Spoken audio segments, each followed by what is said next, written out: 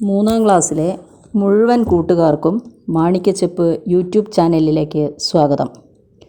മൂന്നാം ക്ലാസ്സിലെ ഈ വർഷത്തെ പുതിയ ടെക്സ്റ്റ് പുസ്തകത്തിൽ മലയാളത്തിലെ ആദ്യത്തെ യൂണിറ്റ് നമുക്ക് പരിചയപ്പെടാം.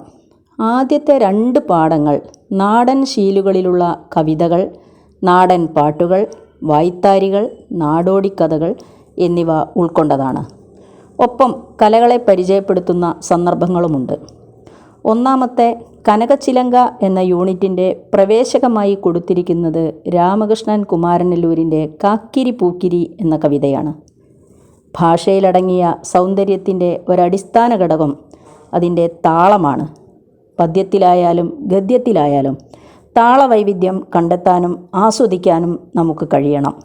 അത്തരത്തിൽ താളമിട്ട് ചൊല്ലാവുന്ന ഒരു കവിതയാണ് കാക്കിരി പൂക്കിരി. ഈ കവിതയിൽ ഓരോ കുട്ടിക്കും മാവിനെയും മാങ്ങയെയും കാറ്റിനെയുമെല്ലാം അവനവൻ്റെ സ്വന്തം നിലയ്ക്ക് സങ്കല്പിക്കാൻ അവസരം ലഭിക്കുന്നു. കുട്ടികൾ നിങ്ങൾ കണ്ടെത്തിയ ആശയങ്ങൾ പരസ്പരം ചർച്ച ചെയ്ത് മെച്ചപ്പെടുത്തൂ.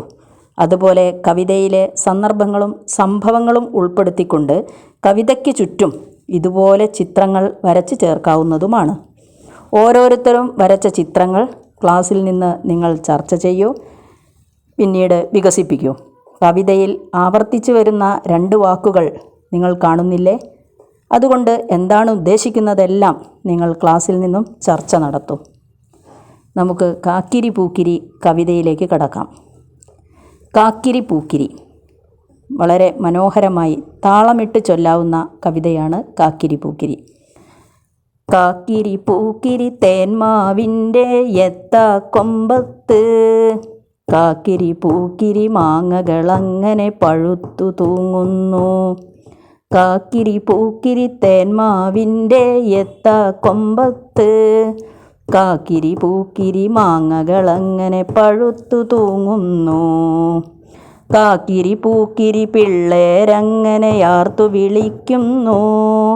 കാക്കിരി പൂക്കിരി കാറ്റിൻ കയ്യുകൾ കൊമ്പു കുലുക്കുന്നു.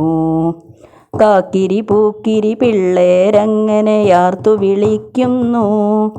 കാക്കിരി പൂക്കിരി കാറ്റിൻ കയ്യുകൾ കൊമ്പു കുലുക്കുന്നു. കാക്കിരി പൂക്കിരി 4-5 നിലത്തു വീഴുന്നു. കാക്കിരി പൂക്കിരി തെൻതുള്ളികളി നാവിനു സമ്മാനം. കാക്കിരി പൂക്കിരി 4-5 നിലത്തു വീഴുന്നു. കാക്കിരി പൂക്കിരി തെൻതുള്ളികളി നാവിനു സമ്മാനം.